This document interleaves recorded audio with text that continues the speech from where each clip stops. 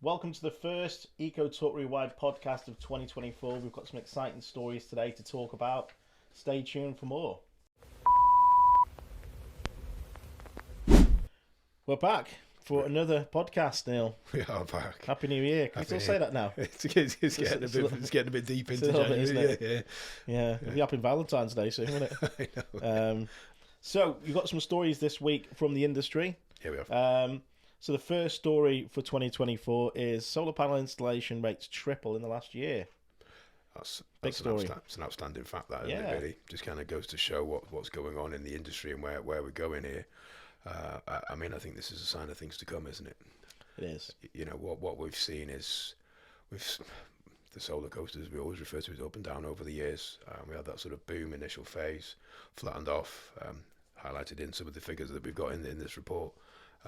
And now we see a strong, steady increase in installations, which is set to increase further, 24, 25, and contributing to 25 gigawatts of energy contribution.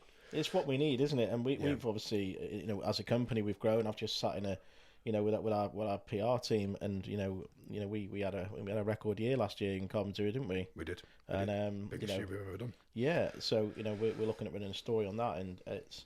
But what I think the concerning factor is, because there's a note we were just talking off camera about, there was more solar installed in 2023 than the last 6 years put together. That's some staggering number. It is. It's a crazy statistic, isn't it? Yeah, 2.9 gigawatts of power. It's that's 3 nuclear power plants. It's an awful lot of solar panels, and yes. You couldn't deploy 3 nuclear power stations in that period of time. Absolutely not. No. Inception to deployment. This was residential household, wasn't it? Or was there a mix? It's a mixture. I think it's. Okay. But I think it's great to see. But something we've been coming across a lot. We've discussed on these podcasts, and I think we will continue to discuss. Yeah. Is cowboy traders. The ever evolving problem. Yeah. We're seeing, companies coming into this industry all the time trying to make a quick buck, aren't we? And we've seen this, over the last 15 years, haven't we? Yeah, we have. And it'll always be the way. And they come with unsustainable costs and margins that can't possibly sustain growth for a company. Needless to say, they will leave the business at some point. And it kind of makes you, it looks great on paper, 2.9 gigawatts of installation. What proportion of that has been done by newbies, poorly installed equipment, cowboy traders? It's not all. There's also another factor to this, because what I'm starting to see is an awful lot of independent electricians offering solar panels. Yes. And which is a natural progression for them. Yeah, of course it is. And I think what people don't realise is, with solar, there's more to it than just fitting the stuff. Yeah, there is. As you know, the specifications, the specifying, and the fitting of it is just one aspect. But good system design. Yeah, absolutely. And extenuating factors. Yeah, and I think my concern is whether these guys might be exceptional tradespeople. They might be good at what they do, but have they got the back end office design experience to be specifying this type of equipment to consumers or businesses? Because in the end, they haven't been doing that. They might be fantastic. I don't want to bash anyone here. There's some fantastic tradespeople out there, but solar's a very, very different kettle of fish to. It's a niche.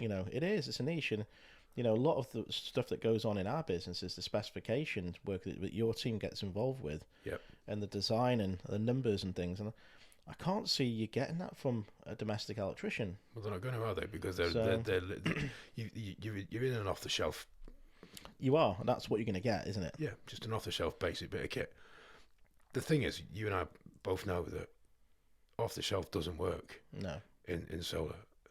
If you're in a perfect storm, you've got a perfect flat south facing roof on a bungalow or something like that. Yeah, okay, you install some pretty standard solar panels and a normal inverter, and you're going to generate some power and stuff. None of the clever techie stuff will be behind it. It's going to function. As soon as you start to take into consideration things like intricate roofs, different pitches, different aspects, shading, trees, I guarantee those factors aren't getting talked about, and the pitfalls of those factors and the effects that can have on a solar array. So it just gives me I get the fear that there's an awful lot of installations out there that aren't fully informed. They don't know. No. You know that, and that's the scary part, isn't it? And this is the thing, and this is one of the things, if you're watching this and you're a consumer and you're looking at solar panels, is you probably don't know you've got an issue until 12 months time. Exactly. Because you need to, many of these, especially depending on the type of technologies you've got. If you've got a traditional string system, you're literally going to have to wait for a year to see how it compares to what the company said it would do. See if you've got an underperformance issue. Yeah, and that gives them an awful lot of time to do a load of business and disappear. It does. Or fob you off. So, but it comes down to spec, and like, it's not here to bash people. It's just, I think it's when consumers are looking at where they decide to do the businesses, there's a reason why solar's a specialist works, isn't it? Yes, it is. And some of the stuff we're seeing in the industry, I think, is shocking, and we'll continue to see it, won't we? We will. It's this level of unparalleled growth. I mean, solar's set for I'd say this industry as a whole is set for a pretty solid bull run over the next decade, with all the targets that are being imposed and all the targets we're trying to meet and all these net zero and things we're trying to achieve. That's going to require a huge amount of deployment, which is going to require a lot of bodies in the market. If there's no kind of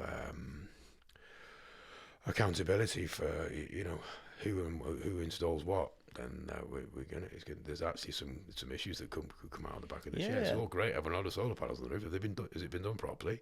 Is the fire issues been evaluated? Is all of those things? Because we've seen solar fires pop up. I've been posting an awful lot of fire stuff on our social media pages, and there was a couple of big fires actually. There was a big UK one on a factory, and the only thing that's saving a lot of these properties from total destruction is because the roof isn't combustible. Yeah, that's the only thing that's saving a lot of these businesses. There was one in America, and there was another one in the UK, and I think it must have destroyed about 400 panels, big rooftop flat roof system. Wow. And it just spread across the roof. No tech in place to manage it. No tech in place to prevent it or control it. And what was quite interesting.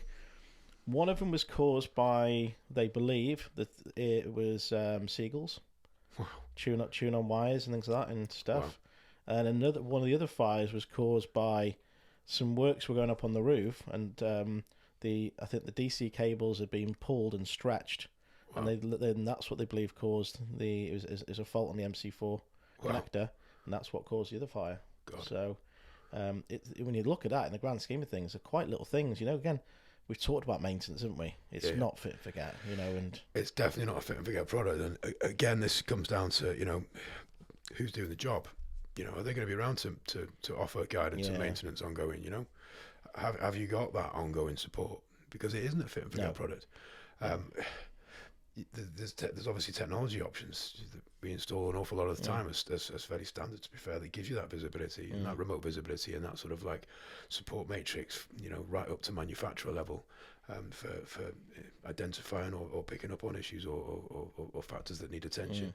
That annual clean, that annual maintenance, the customers who are buying these, off the shelf type things, they're not getting told about any of this. No. It's just like, you stick your solar panels on the roof, it'll be fine. Yeah, it's going to produce some power and save you a load of money, Mr. Customer. And bang, gone. No backup, no nothing, no. Well, what's the warranty worth? Yeah. What's the warranty worth in that I think situation? what I've seen quite a lot now is, because obviously you're obviously dealing more at the front end of, obviously, from the sales and specifications. Obviously, I'm working with the ops team a lot on the aftercare side as well. Is an awful lot of commercial businesses being told by their insurance company they have to have a maintenance schedule in place. Because of fire risk. Yeah, of course. So that's really interesting. Is your insurance in place? Yeah.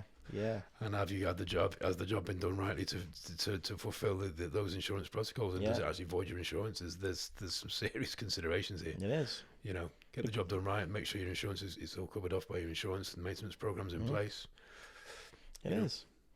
So next story is another big and leads in from our last story. So 2023 sees the cleanest UK electricity mix in 66 years. That's good news. We're moving the right way, aren't we, Neil? Yeah, we're getting there. As a country, we are getting there. We just need more, don't we? Obviously, we need more. There's a conflict there between the last story, but isn't it? You've spotted this, to be fair. Yes. So even though in the last story we talk about the tripling of solar installation, whereby we've installed more than three times the capacity installed between 2017 and 2022, the actual increase in overall generation of solar capacity for the country was only up 2%. Okay. So the numbers don't actually correlate. Actually, the this article that we're referring to now actually refers back to this tripling, and actually that it doesn't correlate. They put that down to a couple of factors. Number one, we saw a extremely high level of solar radiation throughout the year for 2022. It was a really good sunny year. 2023 was more in line with our last 50 years odd average of conditions and expectations. So that will have reduced the capacity of solar panels. Obviously, they're dependent on the level of solar radiation, which fluctuates over years. Broadly comes out the same, which is what allows us to kind of scope out what to expect from a solar panel. But it fluctuates up and down. Some good years, some bad years. I suspect it was even higher back in 2020 and 2021 when we had the COVID scenario when we were all sitting in our gardens in the sunshine. That'd have been a good year for solar. So that aside, what they're putting that down to is a couple of factors. Number one, obviously we've had a lower solar radiation year in 2023 than 2022. Two, we saw huge increases in power costs and people in like emergency coping mechanisms and just using less power. I think we were down something like a gigawatt in actual overall countrywide power usage. So that's affecting the sort of or influencing the numbers. And things, people doing extreme things like putting newspaper in the windows to reduce energy usage and stuff. So foil behind the radiator. Yeah. These are old tactics, old right? Schools. Yeah, old school stuff. So I've heard people get the candles back out, turn the lights off, get the candles out. Get the candles out. People sat there at darkness at night. They might have the telly on, but they sat there in darkness, all the lights off, and they might have a candle going. Just highlights. We take it for granted, don't we? The power and energy and stuff. But absolutely. The costs affect an awful lot of people, static incomes or fixed incomes and stuff, and people on lower incomes, it has the energy cost rise has had a big impact because people's bills have gone from what was a manageable number to actually quite an excessive amount of money just for something that is just an absolute necessity. In this day and age, it seems crazy, doesn't it? Really, highlights issues. I think it does, and it'd be interesting to see where wholesale prices go in the future. Because in the end, we've got more renewables than ever. Yep. Which has just been what we're sort of discussing about. Yeah. It's the cleanest ever, but the wholesale cost seems to increase year on year. Yeah, there's a reference to there is, and. It just seems crazy. You'd expect with us generating our own local power, local network grids, you'd expect wholesale power to be coming down. Yeah, it's the increase in solar power is supposed to drive down the wholesale cost of energy. But I just get the feeling there's a lot of greed in these industries and power, and we never will see it. In theory, it should, but it just doesn't happen. No, exactly. And through greed. Yeah. And I think that's evident in if you look at the profit margins of the big, Shell and BP. It's phenomenal. Yeah, it's multi-billion profits on a quarterly basis when we've got an energy crisis and the two don't. There's a mismatch. there's something it's. So the new research from the Carbon Brief, ultimately we've generated the fossil fuel generated electricity in the UK fell by 22%. By 22%, sorry, not 2022, but fell by 22% in 2023. It's the lowest level since 1967, as you mentioned, and that in 2023, 14 terawatt hours was generated from solar, 82 terawatt hours from wind, 5 terawatt hours from hydro, which is lower than it needs to be considering we're an island, exactly, and 35 terawatt hours from bioenergy. That number kind of raised an eyebrow, to be fair. Given the level of deployment, you'd think solar would be, in excess, but 82 terawatts wind. Well, we can see that on the coast here because these huge wind turbine array. I think that's brilliant. Yeah. I think to be fair, it comes down to the mix, doesn't it? So, we're actually at a point where battery storage, large scale utility, deliverable, long term storage, battery storage on the national grid is essential to the mix because we're now generating 22 gig. Was it 18? No, it's 18 point.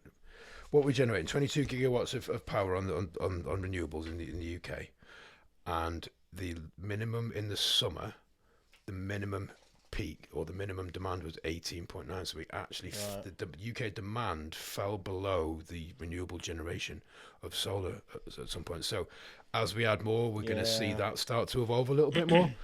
So now we've got overproduction on the grid, and they're talking about, you know, obviously liaison with, you know, neighbouring countries and stuff for obviously sale and swap of power.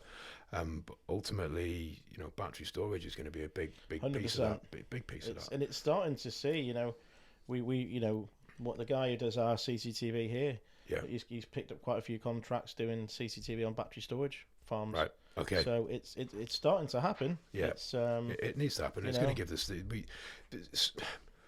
We know that solar does what it does. So we produce energy when the sun shines, when there's daylight at least, and in lower light conditions and stuff. But ultimately, solar produces power when the sun's out in its simplest form.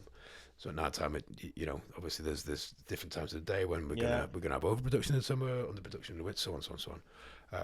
That has to be balanced. We can't just throw random amounts of power onto the grid and expect the mismatch. So in order to deploy more solar, we actually need to deploy more mix, more battery, more wind, more hydro.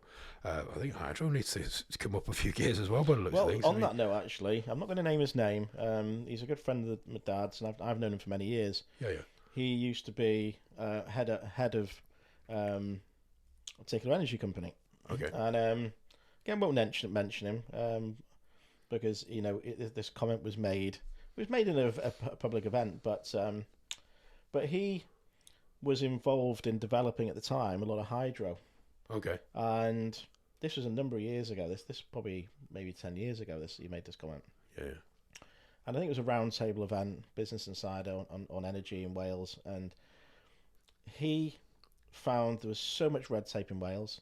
They were looking to deploy, you know, a couple of megawatts of hydro into Wales, into North Wales, on rivers and stuff like that.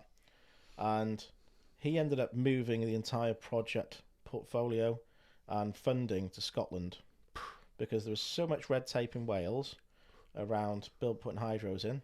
Yeah. He had the money to spend. He had the investment. He had to spend the money. Yeah. It was easier to spend it in Scotland than it was in Wales. Wow. And that's what he did. So the benefit walked out of Wales and into Scotland because of red tape, because of all the BS that went around it. So it's a shame, and it's a shame we haven't got more hydro. And I know obviously, you know, more lice up in Anglesey. They're looking at obviously wave power and tidal power, aren't they? Yeah. There's some interesting developments coming on there. So that's definitely one to watch for the future, I think. Well, there's been talk of the hydro project here, but it just seems to never happen. That's all down to bureaucracy. Well, you know, obviously you got, you know, I'm sure it's something we'll probably pick up in the future. As you know, I'm sure there's further developments on the Swansea Tidal Bay Lagoon. Yeah. Sure, that's still on the cards potentially. Yeah. I think that's had some further funding for development, and you know, that's a big old project. And again, there was a feasibility looking into something again off the coast of North Wales as well. Yeah, of course. That was a lagoon project as well. That was a lagoon project as well. Yeah, Tidal Lagoon. You know, literally the entire bay of. The good thing about it is the give and take, isn't it? So you're not reliant on one the kinetic energy going one way. It's both ways. It's a massive construction project. You know. Yeah. You imagine building a giant sea wall. Yeah. You know, the whole sort of Colwyn Bay, Llandudno, Ross-on-Sea harbour out into the sea. Yeah. To, you know, and built underneath that is obviously the wave. You know, but on top of it, you can walk on it, you can drive on it. You know, it's probably 5 miles long or something. You know, massive. It's infrastructure. But the tide always, the tide always moves, isn't it?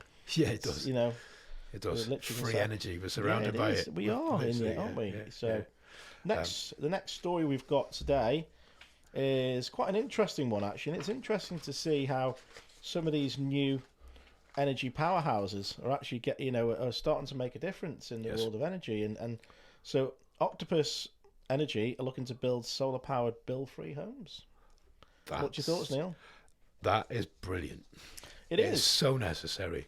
For years we've had oh, solar's got to be installed on new homes, and we've got to put it. And then you see these piecemeal 2 panels going on a roof that just box stickers drop in the ocean. Yeah. It doesn't really make a blind bit of difference. Most homes are using an awful lot more power as standard on takeover. Yeah. Octopus are actually putting 18 to 24 panels on a roof. I mean, the average panel these days 450 watts. Let's put this way, depending on the panels. That's 6, 7, 8 kilowatts per house. Now you're talking. Well, that's where it needs to be, though, doesn't it? Yeah. Realistically, so isn't it? Every house is producing more than it needs. But I'd tell you what's an interesting one. Looking at there's an image on here, isn't there? Yeah. You're gonna have to go north south on that. Yeah, you are. To get that quantity, aren't you? Yeah. Most roofs won't take it. Most roofs haven't got one elevation. It'll just take 18 pounds, unless they're a thumping great big house. Absolutely. And they are talking about some big houses and stuff like that. And it's always appropriate. It's always relevant to cause. But they are going to have to multiple. They are going to have to multiple face this. It is going to have to be north. The thing is, technology. If you use the right technology, it brings it back to that. I've got it at my house, haven't I? Yeah, on the north facing roofs, and you get that 5:30 in the morning kickoff for your solar. And that really late finish, 11:30 at night, still squeezing juice out in the middle of summer. Or 10:30, whatever it was. But it is interesting because 18 to 24 panels, that is a lot of panels. And as standard, normally on a residential property, we wouldn't really scope that many panels. No. Because it's down to the individual buyer. The business case has got to be right. You've got to, sometimes there's an element of pointlessness in just for the sake of it solar, because the individual isn't trying to support the whole. They're trying to support themselves. What Octopus are doing here is the bigger picture, isn't it? They have this new Kraken platform which they're looking to get 50 million users on and stuff. I think Octopus, I think that's a centralized platform. I think Octopus and some other suppliers have signed up to that. I had a little look at it before. That's a very clever, intuitive, obviously driven by AI platform for management of power. Each of these properties that Octopus are building, 79 homes or 89 homes, they're going to have 18 to 24 kilowatts of power. As a general rule of thumb, those 79 homes are going to have an awful lot of surplus. Exactly. An awful lot of surplus to feed the grid. That's brilliant, because this is exactly where the thinking needs to be. Because a roof is ultimately, it's a protective measure. It's redundant. So you may as well. Why not? Exactly. If every roof in the country had a power station on it, brilliant. We wouldn't have a power problem. No, we wouldn't at all. We would be completely renewable. This is stuff we've been saying for years. I mean, this is what's really frustrating. A lot of this stuff we're doing now and we're talking about is stuff we talked about maybe 15 years ago. Yeah. Like I've been saying for years. Writing's been on the wall. Yeah, the future's electric. Yeah. Future's not gas. I've said it. I remember saying it at events over and over. I've said it for years. The future's electric. Yeah. And you can't generate your own gas. You can with electric. The future's electric, and it's interesting with these houses. They're putting heat pumps in. Yes. And obviously they're putting in. They've got a choice between 9.5 and a 13.5 kilowatt hour battery. Yep. Again, the battery piece is relevant. Which we're guessing is probably going to give energy battery. Sounds like it from those numbers. It does sound like it. Well, Octopus have a time we give energy. They do. And they've got some specific scenarios we give energy. There's some pretty forward-thinking stuff going on there between those two. Do you know what? Hats off to Octopus team. You don't see British Gas building houses. Looking to buy build houses. It's a very forward. Whether this is sort of a pilot project and whether we'll see it happen again is something to look out for. But it's good to see an energy company being so forward thinking in. Looking at trying to help people and build free homes and obviously there's a business model in it for them. Obviously money off there. Obviously I'm guessing they'll make money on the house, but then they'll make money off the energy going forward, won't they? And they're locked into the bills with Octopus because it's an Octopus house. No, absolutely, and I'm guessing that there's some sort of net metering scenario going on here. I mean, that would be the ultimate way to manage solar anyway. But there's got to be something because that's how they make the property energy free, right? Because even if you had 8 kilowatts of solar and a 13.5 kilowatt battery, that house is going to have to be passive standards, isn't it? In order for it to be energy free. And so the airport air source should run reasonably keenly, but there's still potential for gaps in that in the sort of deepest darkest depths of winter and things. So I'm assuming there's some sort of give and take scenario. It's overproduction in the summer to offset winter type scenario. I'd be really intrigued to look at the metrics on that and how they're actually doing that. Because what they're not saying, it's not off grid. No, it's not. It's on grid. So when I say off grid, it's they're still expecting it to be pulling off the grid. Yeah, it's just the zero bills. There's no bills. Yeah, there's no bills. So and they're only offering no bills the first 5 years, which means they're guaranteed. They're expecting bills to be after. Yeah. Which they're probably going to be lower. But I think that's why the metrics would be really interesting yes, to see. it What would. does that actually look like? Yeah. Really? Because we know the capabilities of the technology that we install. We know exactly what it does because we have to try and figure this stuff out for Yeah. everybody every day of the week. So is there a chance that this is just a gimmick? Potentially.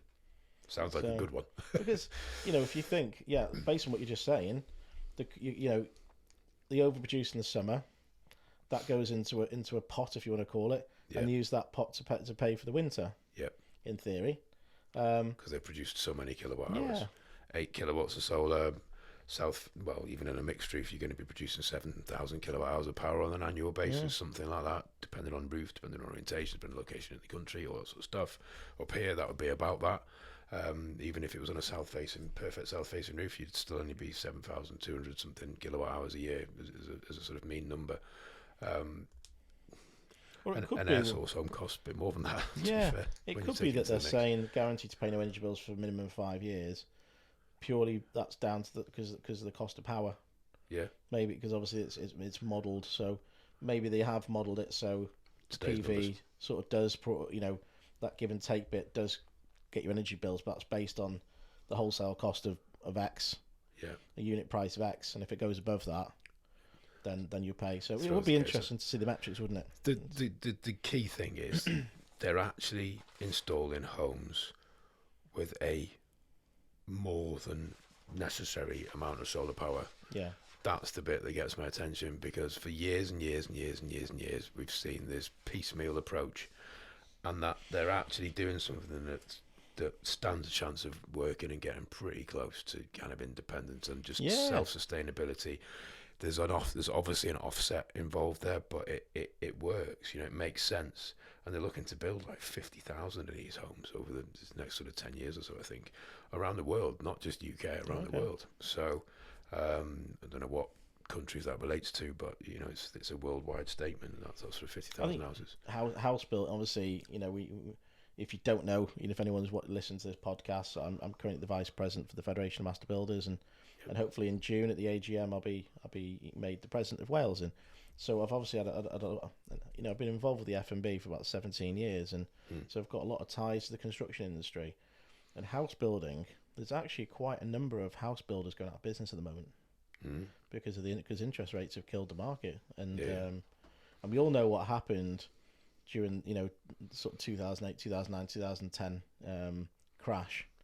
That was caused by the housing market collapse. Yeah.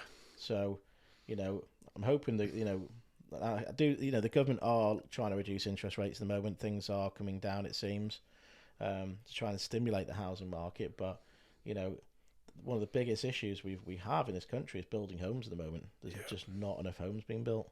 Yeah, of course. So it's a welcomed. If they can do some good numbers, great. It's very much welcomed. Of course. But I think it'd be interesting to see how your traditional house builders fall in line with it. Because if you were in the market for a house, and one was traditional, and one was, similar value, similar cost, Super there's energy no home. bills for 5 years.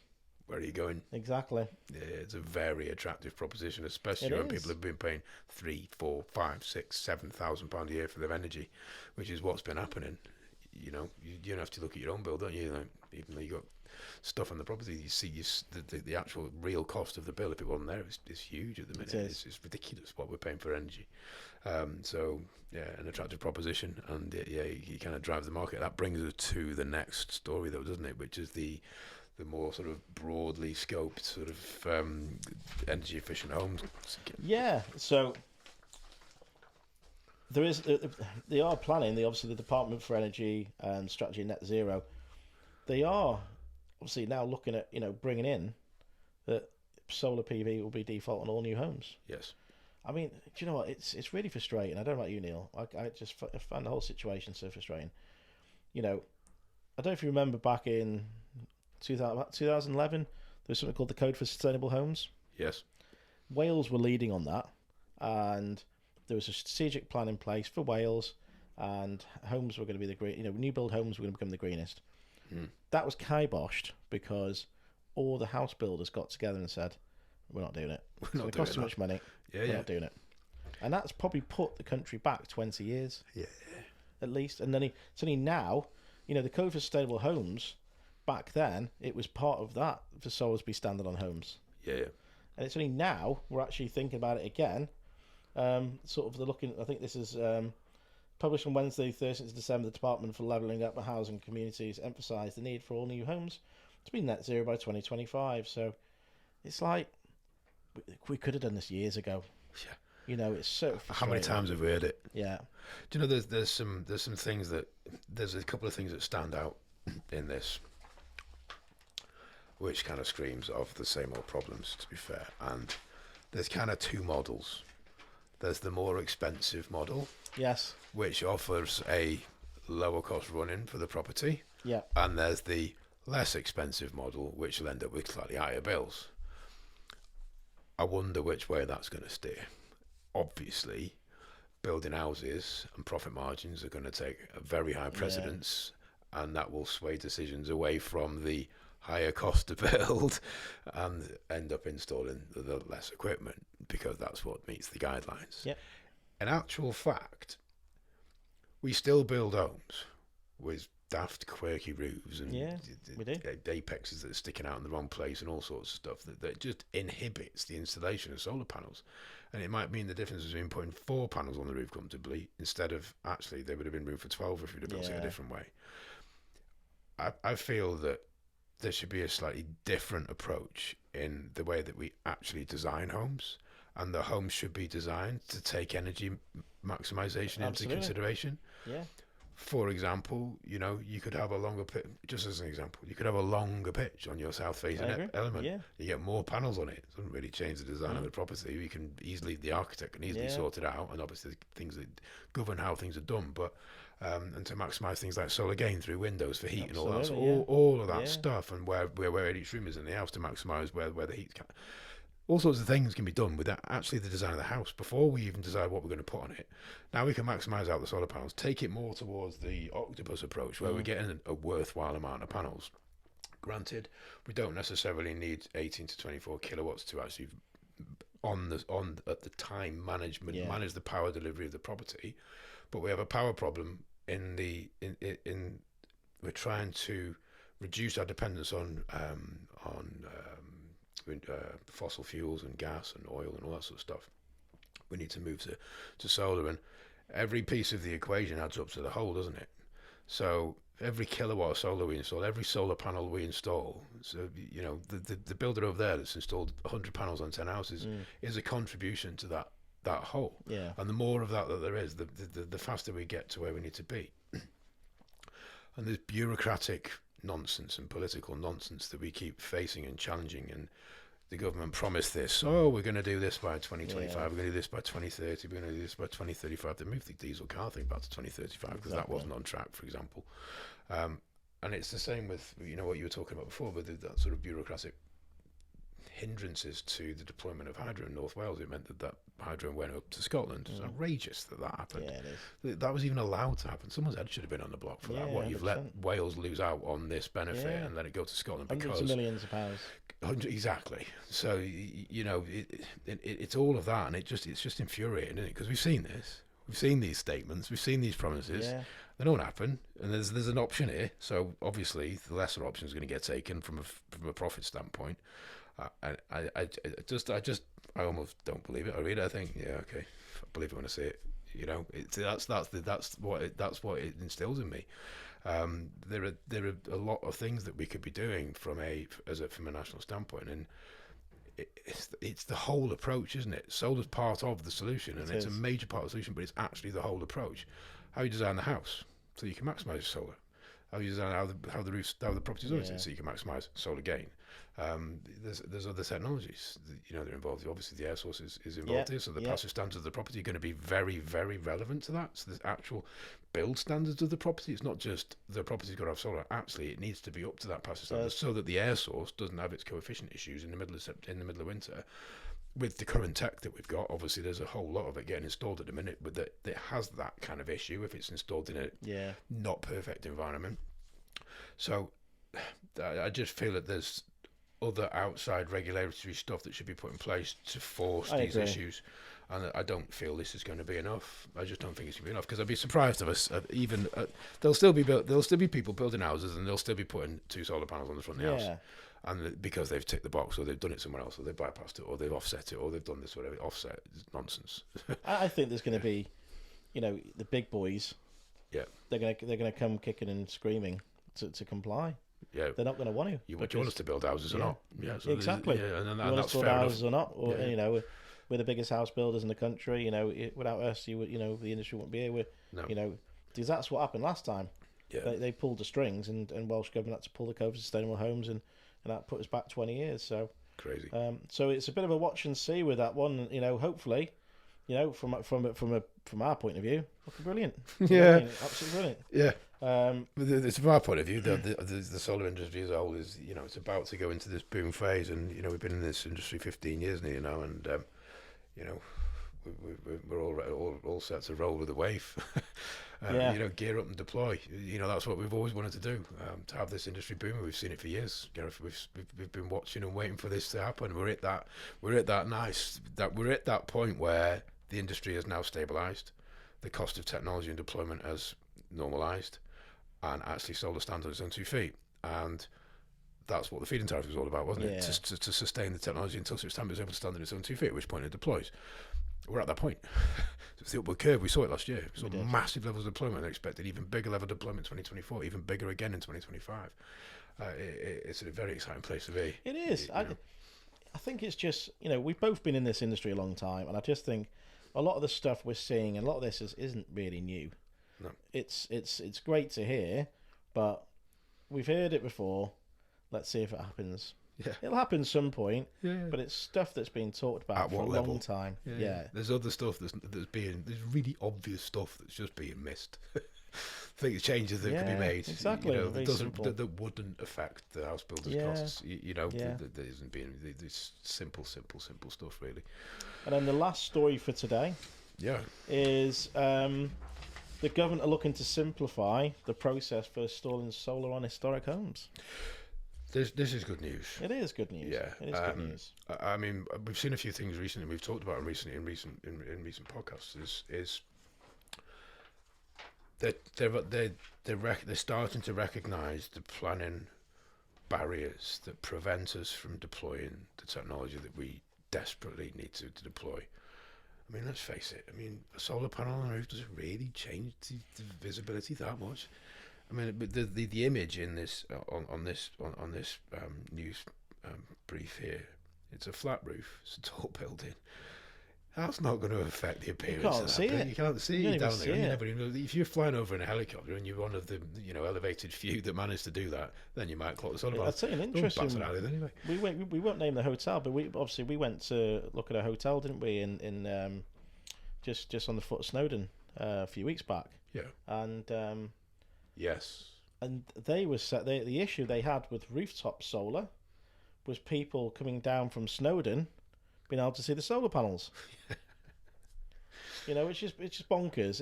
It's bonkers because I think people want to see them. I think we are. Because it means it's moving in the right direction. It is, but it also, if you look, in that particular town, which is Llanberis. Yeah. We've installed a phenomenal amount of solar panels in Llanberis. That could be seen. Yeah, which can also be seen from Snowdon when you were coming down the train. So it's just, I just think it's so disjointed, really, and so backwards. And and this property wasn't even a historic building as such. It was listed, wasn't it? It's listed. It was listed, but part of it's listed. So, and then we were looking at ground mount, which is like. It's like, put it on the roof, you can't see it. It's just, it's bonkers, isn't it? It's nuts. It just strikes of old school bureaucratic pen pushing nonsense, and that's about the summary of it in my mind. That's how it makes me feel. The fact that they're reviewing this whole process and to open up the doors for these listed or stately buildings and things, it's brilliant. It so needs to happen. But we keep hearing these planning laws getting relaxed, so that it seems like things are trending in the right direction because the ground mount planning laws are changing, the rooftop planning laws are changing. Indeed, yeah. That megawatt cap's been changed. You don't need a planning for a rooftop solar now. Fantastic, There's so many listed premises that are really power hungry buildings, and in order for them to actually be sustainable most of them are a business to sustain their costs. In order for them to sustain their costs, they need to reduce their bills. Because when we're looking at a normal household, and someone's bills might be £3,000 or £4,000 a year, you look at the power cost of owning one of these castles or mansions or whatever they are, big stately homes.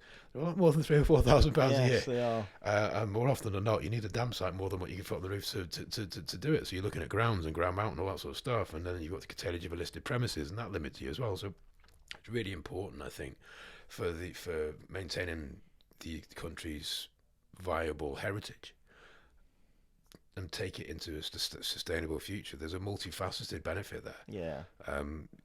You know, we're a proud country, aren't we? Our heritage means a lot to us, but actually our heritage is going to start falling apart because the people who run it can't afford to run it because they've been prohibited from putting measures on the building to sort out the costs. You know, so this is really good news. It is good, and hopefully it'll obviously apply to church buildings and things like that, and hopefully, you know, if you've got a historic building and the roof isn't suitable for whatever reason, then it can be ground mounted and you know and less issues if it's you know. But we both know that can be quite an expensive process just for getting the cabling back into properties and things, and then trenching and if the property's listed, how you then get that cable back into the property, and you know it's but it's a welcome sight, isn't it? It's a welcome sight to hear. Yes. You know, the government trying to be proactive and making changes. I think this is the key, isn't it? We're seeing a lot of very promising, positive bits of news, although we question some of them as their actual, you know, the likelihood of them actually coming to fruition in their full promise. But we're seeing a lot of positive change and the embrace of deploying and taking the steps out of the way to stop the blocks for actually being able to deploy the product that we need to deploy for the country's energy mix. You know, to see those stops coming out of the way and consistently seeing things happening and progress happening. You know, it holds promise, to be fair. So I think we'll wrap that up for this week's Eco Talk Rewired podcast, and I'll see you next week for the next one. See you next week. Thanks for tuning in for this week's Eco Talk Rewired. Make sure you like, follow, and subscribe for more updates.